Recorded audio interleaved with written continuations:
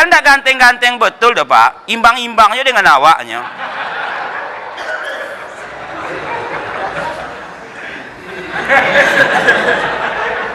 Foto lah Pak.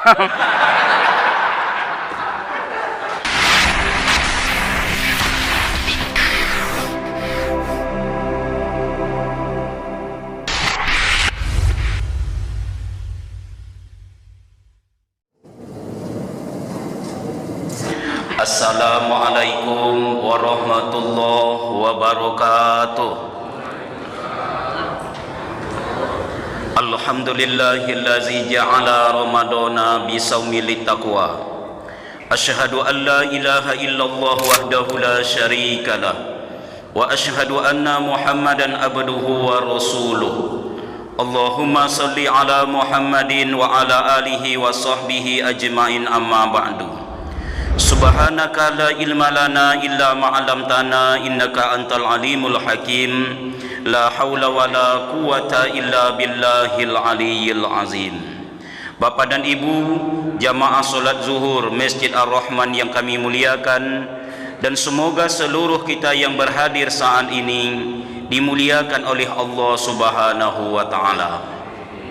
Itulah yang dijanjikan oleh Rasulullah sallallahu alaihi wasallam di dalam sebuah hadis beliau, majtama'a qaumun fi baitin min buyutillah, tidaklah berkumpul suatu kaum di salah satu rumah Allah. Ar-Rahman ini salah satu rumah Allah. Apa yang mereka lakukan? Yatsluna kitab Allah. Di situ mereka membacakan kitab Allah. Wa yatadarrusunahu bainahum. Kemudian mereka menjelaskannya, memaparkannya sekemampuan kita. Illa nazalat alaihi musakinah. Dipastikan Rasul akan turun di hati kita yang hadir ini ketenangan, ketentraman, kedamaian. Salah satu obat hati itu hadir dalam majelis ilmu, dan kebanyakan penyakit jasmani bermula dari sakitnya tuh hati. Datang seseorang kepada Abdullah ibnu Mas'ud radhiyallahu anhu bertanya, "Ya Ibnu Mas'ud, sudah beberapa hari ini hatiku ini resah dan gelisah, makanku tidak enak, tidurku pun tak nyenyak. Apa obatnya?" Maka Ibnu Mas'ud menjawab, salah satu jawaban beliau, "Kunjungi olehmu majelis ilmu yang membicarakan tentang kebesaran Allah. Nanti hatimu menjadi tenang, jiwa menjadi lapang, pikiran menjadi damai. Nazalat alaihi musakinah wa ghasiyatuhumur rahmah." Saat ini saya, bapak dan ibu seluruh yang hadir ini dipandang, ditatap, ditengok, dilihat, diperhatikan oleh Allah dengan pandangan penuh kasih sayang. Wa hafatsumul malaikah. Tempat awak ini dikerumuni, dipenuhi oleh malaikat. Cuman kalau ditengok ke kanan, ditengok ke kiri, memang tak nampak malaikat itu. Malaikat makhluk gaib Pak. Lagian kalau seandainya ditampakkan atau ia menampakkan diri kepada kita, kita tidak fokus nengok ustadz tapi sibuk nengok malaikat. Malaikat itu kalau ditampakkan wajahnya tampan rupawan, tinggi somampai gagah, sementara ustadz kelah bontuanya Pak, cukui-cukui makan. Jadi saya yakin bapak takkan fokus nengok ustadz tapi sibuk nengok malaikat. Seorang mukmin digerakkan oleh keyakinannya, bukan oleh penglihatannya Pak. Maka kalau awak tengok tidak nampak malaikat, tapi kalau awak tengok dengan mata hati berdasarkan hadis Rasulullah, penuh dengan malaikat ini. Makanya tidak usah terlalu risau menengok orang yang tidak mau duduk di dalam majelis. Dia keluar, malaikat masuk Pak. Keluar orang semuanya, malaikat masuk semuanya. Jadi tidak perlu tergantung kepada makhluk. Sebab yang menyebabkan awak ini kecewa, ketergantungan kepada makhluk. Yang menyebabkan awak selalu kehilangan, terlalu banyak merasa memiliki. Bukan memilikinya masalahnya, merasanya itu. Akibatnya seringlah awak merasa kehilangan, seringlah awak merasa kecewa. Secara pribadi saya pernah ceramah isi musola cuman 3 orang, sementara tiangnya 4 Pak. Banyak tiang dari orang lebar. Waktu itu atuk cie uak 2, atuk 1 orang, uak 2 orang Pak. Nenek-nenek kalau tidak tahu uak, nenek-nenek. Assalamualaikum pembukaan saya baru, dia sudah merespon dengan perasaan negatifnya. Assalamualaikum warahmatullahi wabarakatuh. Maka atuk itu menjawab, Waalaikumsalam warahmatullahi wabarakatuh. Apa ndak hilang bahan ceramah dibuatnya itu Pak? Tinggallah 2 orang nenek-nenek, yang satu mengangguk-angguk. Orang mengangguk jangan dikira paham, makanya mata ini selalu berbohong sama awak Pak. Angguk orang belum tentu paham Bapak Ibu. Angguk ini ada 4 macam. 1, angguk paham. Tanda orang itu paham setelah sebuah alinea pemikiran paragraf disampaikan secara jelas dan nyata, diambilnya sebuah kesimpulan, lalu dia pun mengangguk. Angguk paham. Yang kedua ada angguk berbasa-basi. Ditengoknya ke kiri mengangguk, ke kanan mengangguk. Nampaknya awak naik tidak mengangguk. Padahal jangankan isi ceramah, judulnya pun dia tak tahu dah Pak. Nampak yang mau angguk-angguk. Yang ketiga ada angguk ini, angguk bikin rencana. Padahal dia di depan awak duduk mengangguk-angguk, awak sedang ngomong. Belum tentu dia paham dengan awak tuh Pak. Karena ibu itu sudah menyusun rencana dalam hatinya. Selesai ceramah zuhur, kau langsung ke pasar Kodim. Apa yang akan dimasak sore kau ya? Mau masak apa enggak? Atau langsung ke bazar Ramadan? Mengangguk juga Pak. Dan yang keempat, angguk menahan kantuk. Nah ibu ini termasuk nomor rompek ke lah Pak. Tinggallah harapan saya 1 orang ibu. Sayangnya ibu itu tidak serius sebagaimana saya menghadapinya secara serius. Sebenarnya contoh dalam majelis sudah dicontohkan oleh Rasul kepada sahabat. Rasul mencontoh. Apa kata Abu Bakar? Aku orang yang paling disayang oleh Rasul. Mengapa? Kalau aku berbicara, Rasul mendengar dengan sepenuh hati, segenap jiwa. Kata Umar, aku yang paling disayang oleh Rasul. Karena kalau aku sedang ngomong, seluruh tubuh Rasul dan matanya menghadap kepadaku. Seakan-akan Rasul belum pernah dengar berita itu. Kira-kira ada ndak berita yang tak didengar oleh Rasulullah Pak? Yang tak tahu Rasul. Jangankan di zaman di depan Rasul, 1423 tahun sekarang ini, hadis banyak sayak di zamanun. Akan datang suatu masa, muncul suatu zaman. Tahu Rasul hari ini nih Pak. Tahu Rasul kejadian ini, tahu Rasulullah. Apalagi yang disebut oleh Abu Bakar dan Umar, tapi adabnya Sementara ibu tadi gaya duduknya Pak, mohon maaf. Pak, mohon maaf ya. Kok gaya duduk? Mohon maaf Bang. Kakinya gua berselunjur kakinya tuh. Kan ada orang mendengarkan ceramah ini, saya tidak terlalu tergantung kepada ini Pak. Ndak pun di shooting saya tak rugi. Nih. Biarlah kosong dulu, kecuali nak menyesuaikan diri, putar surang. Ada orang kadang-kadang beradab dalam ilmu tak ada Pak, adab dalam majelis. Jadi ilmu tak masuk. Mulai mata awak harus beradab kepada tuan guru. Seakan-akan awak tak tahu.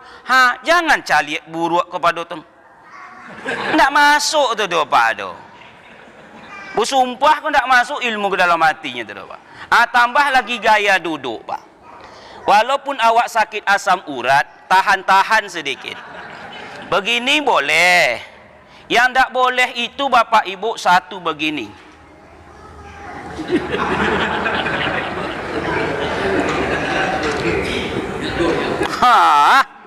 Lai kira-kira kan masuk ilmu bentuk iku kau Pak. Iku duduk di lapau namanya kau. Yang kedua begini. Jangan tersinggung yang mengunjurkan kaki, Pak. Maaf. Kadang-kadang asam urat, saya maafkan. Yang enggak mudah-mudahan kau nak jadi ulama besar nak. Ya, amin. Saya maafkan juga lah, Pak. Yang enggak tahannya berguyang-guyang belanya, Pak. Lebih parah lagi saya kira mata orang tidak asam urat. Matanya apalah salahnya menengok kepada ustaz. Iya, bantai di kaulah nak.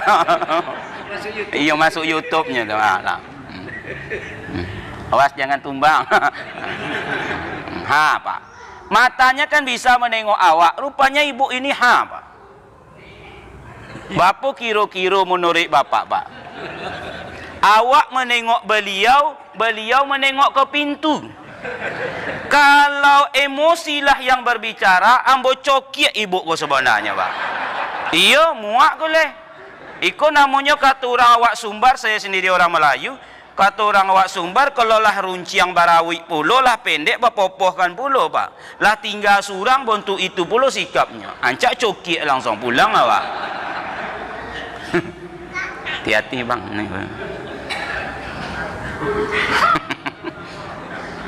Kaum muslimin yang berbahagia, alhamdulillah awak hadir dalam majelis ilmu ini. Itu baru pembukaan, Bapak. Rasul menjelaskan bahwa Ramadan merupakan bulan yang penuh dengan kesempatan. Beliau menjelaskan dalam hadis yang diriwayatkan oleh Bukhari dan Muslim, "Iza jaa Ramadana futihat abwabul jannah." Bila datang bulan Ramadan, dibukakan seluruh pintu-pintu surga. Sekarang ni, Pak, pintu surga tu buka lebar, Pak. Berarti 11 bulan tu tutup. Bulan ini tu buka, ni hari ke-7 dibukanya ni. Kesempatan untuk mendaftar, Pak. Bukan kesempatan untuk masuk. Kalau masuk itu mati awak dulu, Pak. Itu minta-minta mati namanya itu, Pak. Kesempatan mendaftar dan memenuhi persyaratan yang sewaktu-waktu besok pindah ke akhirat sudah terbuka pintu itu. Itu maksudnya. Artinya kata ulama, memperbanyak amal-amal soleh. Saya iza jaa Ramadana futihat abwabul jannah, dibuka. Maghrib Sabtu kemarin itu. Begitu azan, Allahu Akbar, Allahu Akbar. Masuklah Ramadan. Buka itu seluruh pintu surga.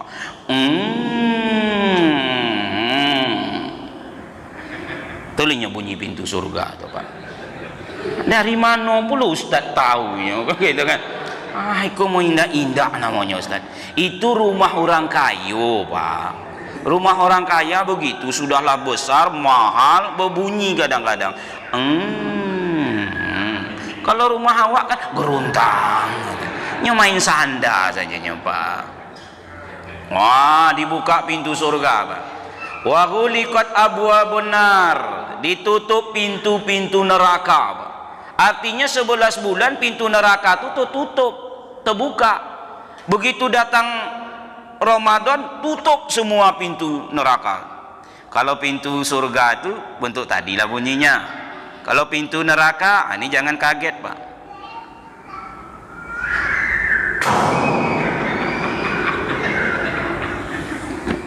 Tembok, Pak. Tutup semuanya, Pak. Kata ulama, kesempatan menghentikan perbuatan-perbuatan buruk. Apa hubungannya orang puasa dengan perbuatan buruknya? Kildah mengatakan, dokter, Pak, al-ma'iddatu baitud da'i, perut itu gudangnya penyakit, wa khamsatu rasud dawai, berpantang itu tidak memasukkannya itu sumber obat. Jadi yang menyebabkan awak banyak jahat bermula dari yang sejengkal kelapa, porui. Urusan perut inilah yang menyebabkan awak tergerak melakukan kejahatan. Nyatanya waktu sedang puasa awak kan biasa-biasanya, Pak. Lewat pun perempuan tak berkain malih awak menengoknya. Tapi coba kalau sedang kenyang, wasufidat syayatin, dibelenggu, dirantai, dikurung setan-setan. Tengok penafsiran ulama hadis. Dikurung di sini ada 3 pendapat. Pertama, seluruh setan dikurung. Yang kedua, hanya dedengkot pemimpinnya, ketua-ketuanya saja yang dikurung, Pak. Anak buahnya berserak-serak juga. Yang ketiga, yang mengurungnya cuman orang yang berpuasa. Yang tak puasa, setannya tetap bebas mengejarnya, Pak. Yang jelas berkurang pengaruh setan itu. Dan jangan lupa Bapak Ibu, selama 11 bulan awak ini selalu diikuti oleh setan, siapapun orangnya. Diikuti selalu oleh setan awak nih, Pak. Kemanapun pergi. Riwayat menjelaskan Rasulullah terlambat pulang. Aisyah menyambutnya sedikit agak berbeda mukanya, karena Rasul lambat pulang, Pak. Jadi kalau ada awak kadang lambat pulang, bini agak berkorui, itu pun wajar. Aisyah saja seperti itu. Kiro-kiro konya, Pak. Seharusnya Bu, kalau suami pulang, tarik ujung bibir ke samping.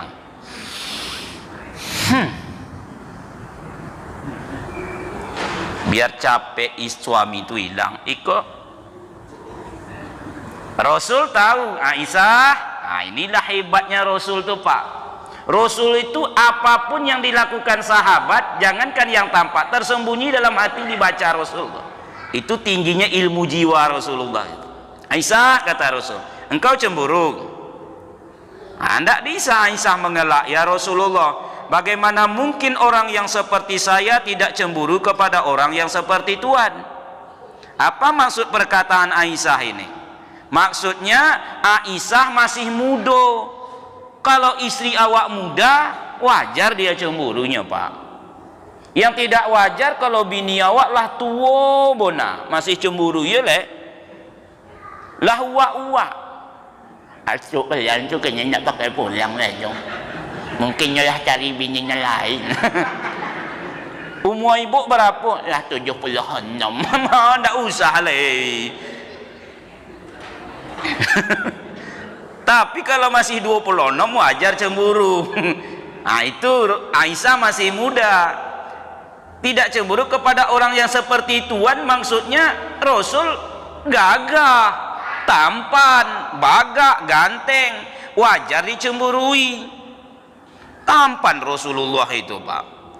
Di dalam kitab Syama'il karangan Imam At-Tirmizi dijelaskan oleh sahabat, suatu malam bulan purnama aku keluar rumah. Rasul sedang berada juga di luar rumah, berpakaian merah dari negeri Yaman. Begitulah sahabat menjelaskan betapa kenalnya Rasul mereka sama Rasul. Bajunya mereka kenal, dari mana datang baju itu pun tahu dia, dari negeri Yaman. Lalu ku coba membandingkan, memandang bulan yang sedang purnama dengan menengok wajah Rasulullah. Ternyata Rasul jauh lebih memukau. Bapu kiro-kiro, Pak. Di langit ketiga, kata Rasul dalam peristiwa Mi'rajnya naik ke langit, aku berjumpa dengan Yusuf alaihi salam. Dan Yusuf diberi Allah wajah yang tampan rupawan. Dan Yusuf itu mendapat separuh ketampananku. Apa kira-kira? Mana lebih tampan? Tampanlah Nabi Muhammad. Padahal dalam kisah mukjizat Yusuf, lewat saja Yusuf itu di jalan tuh, Pak, di ruangan itu, perempuan sedang membuka muka mangga. Tuh pisau yang di mangga ini mendarat di tangan tak terasa. Lewat Yusuf, omaknya tidak ada dalam Al-Quran, Pak. Jangan pula dicari nanti, ini ungkapan emosional namanya. Kalau kalimat ini ada, ini bukan manusia tapi malaikat, itu ada. Ini bukan manusia, kok malaikat. Yusuf lewat, tidak mengginikan matanya, enggak. Dan Yusuf bukan pula lewatnya seperti peragawan atau peragawati. Kalau peragawati itu enggak ganteng-ganteng betul lah, tapi bergaya.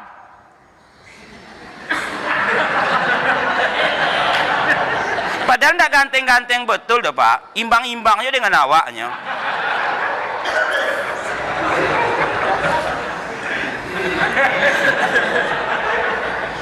lah Pak.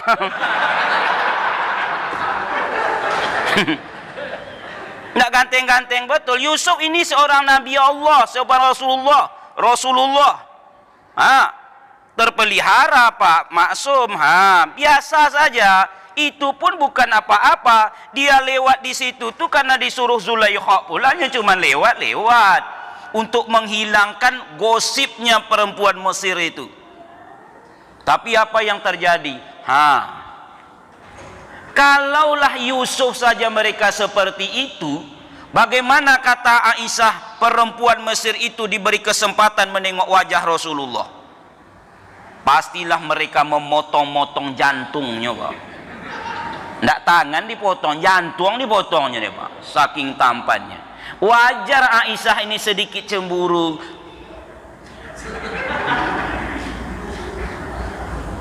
Bapak tidak cemburu, bini itu pun wajarnya Pak.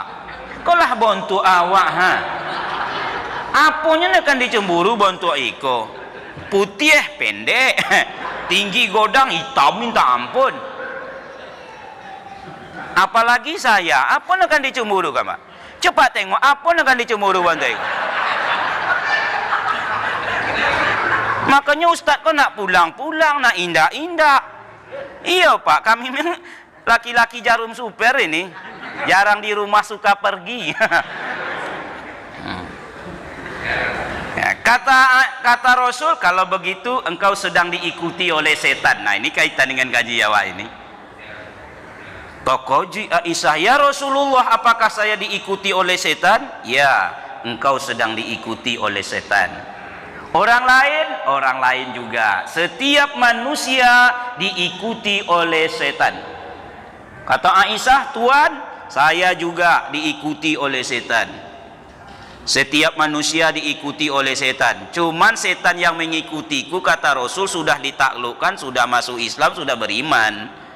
Jadi memang Bapak Ibu, walaupun setiap awak ini diikuti oleh setan, ada orang-orang tertentu yang bisa dia menaklukkan setan itu.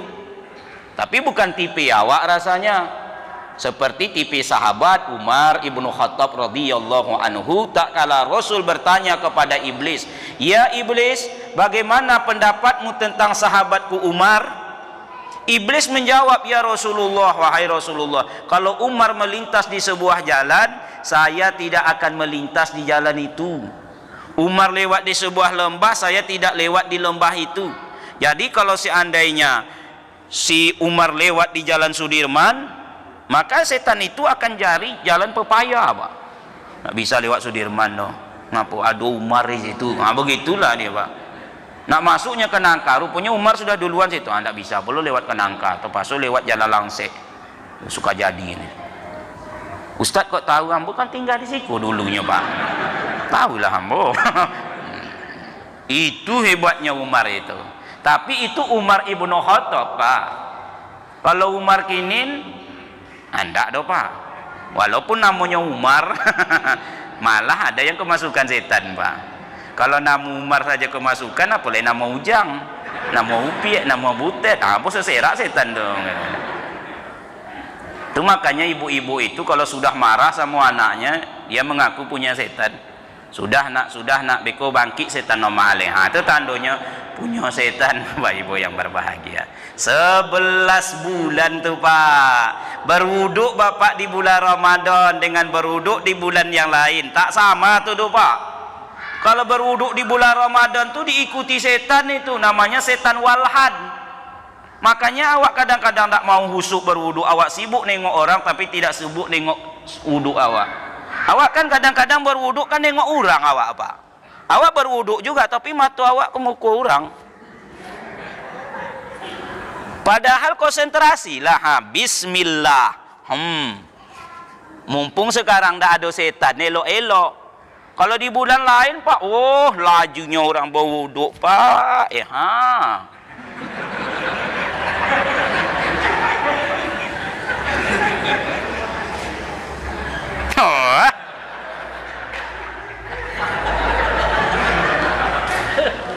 Mantap kau yo, kata malaikat. Kau tempeleng me kau katanya.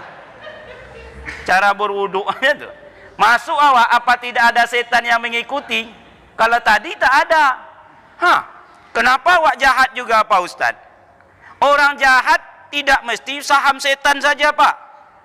Itu kadang-kadang setan ni Syawal ni besok balas dendamnya sama awak. Awak di bulan Ramadan dikurung, awak juga dituduhnya katanya.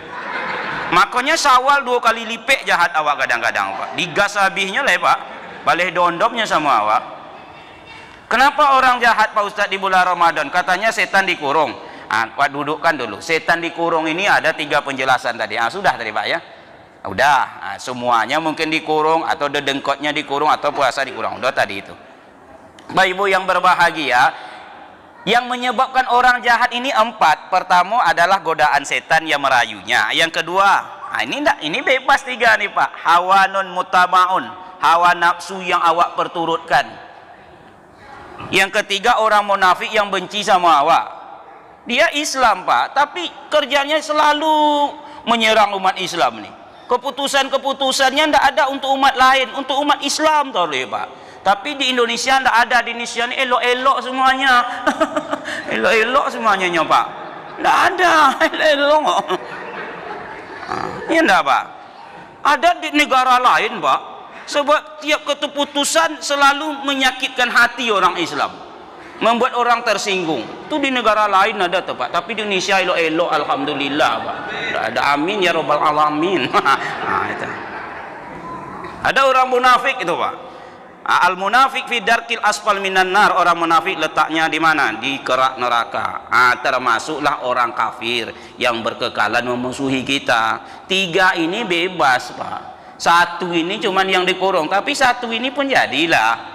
Maka Bapak Ibu, begitu awak masuk di bulan lain itu, solatnya orang yang digoda setan itu luar biasa, namanya setan khonzab. Tuh giliran kau. Itu di bulan lain tuh Pak. Kalau bulan Ramadan rata-rata elok awak solat. Cobalah rasakan Pak. Di bulan lain itu, datang setan itu, bagian kau. Macam mulailah awak, cara berdiri aja awak tak semangat tuh Pak. Kalau Ramadan coba tengok semangat awak Pak. Belum lagi azan dah duduk awak di sini. Betul tak? Selesai. Ini kalau bulan Ramadan buat ceramah kayak gini Pak, tinggal mik dengan ambo ya tinggal kalau Pak. Orang lah sibuk iko. Kalau sekarang coba tengok. Berdiri kalau di bulan Ramadan. Tapi di luar bulan Ramadan karena ada setan kok gaya.